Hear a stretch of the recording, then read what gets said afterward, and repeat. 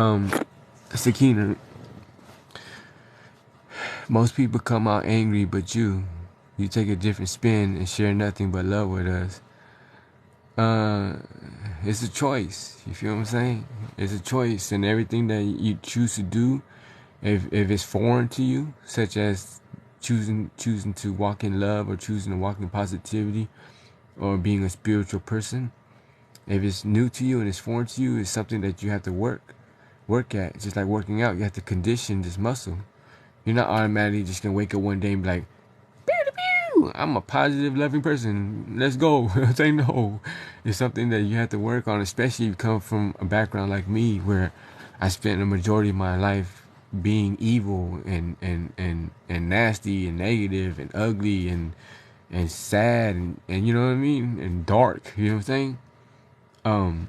Becoming this person took some time, but over time I became to realize that I like it over here. You know what I'm saying? I don't like it the way I once was. Like, you feel me? I thought I did, but I came to realize, like, yo, it's way better over here. Like, what was I tripping on? I spent so long over here in the dark just tripping. You know what I'm saying? Losing my mind, losing my life, losing my freedom, losing years and years, precious years of my life. The age of 10, I was locked up. From the age of 10 all the way to the age of 38, 30, almost, so I was almost 39. All those years. 11, 12, 13, 14, 15. I never had a gap. You feel what I'm saying? The longest I ever stayed out since I was 10 years old was 4.5 months. The longest I ever stayed out.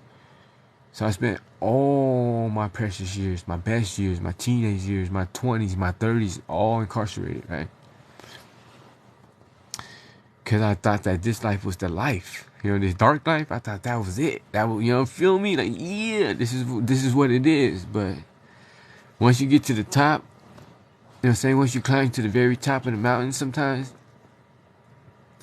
and you look down, sometimes you're just going to be like, man, it ain't what I thought. You know what I'm saying? The view up here ain't even all that. You know what I'm saying? And I made it to the top. And when I made it to the top, I came to see, like, what now? And that's when you start looking back on everything. You're like, what was that all for? You know what I'm saying? All this suffering, all this pain, hurting my mom, hurting my family, hurting myself. What was it all for? It was all for nothing. You know what I'm saying? It was all for nothing. But it became so real in my mind. You know, the work believes, the homies, the hood, do or die, all that, you know what I'm saying? All that propaganda. It became so real in my mind that I stuck to it. You know what I'm saying? Like, it was ingrained in me. You know what I'm saying? It was in every fiber of my being.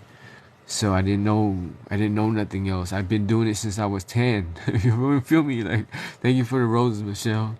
So to tell you the truth, like, I joined my gang at the age of 10. So very young, very, very, very easily influenced, right? So you gotta imagine, like, you gotta imagine how deeply it had a hold on me. Like, it was my whole entire world. Thank you, Monica, for the rose.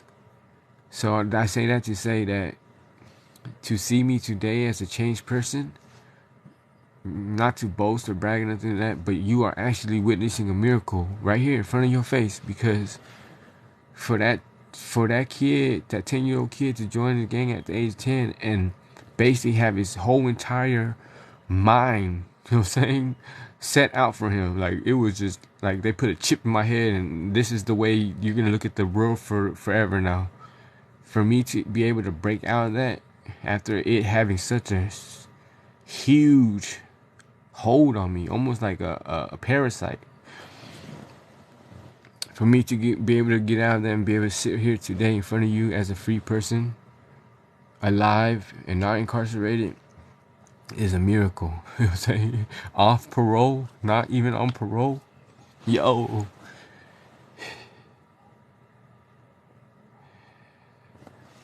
Praise God. You feel me? Praise the Most High. Praise the Most High.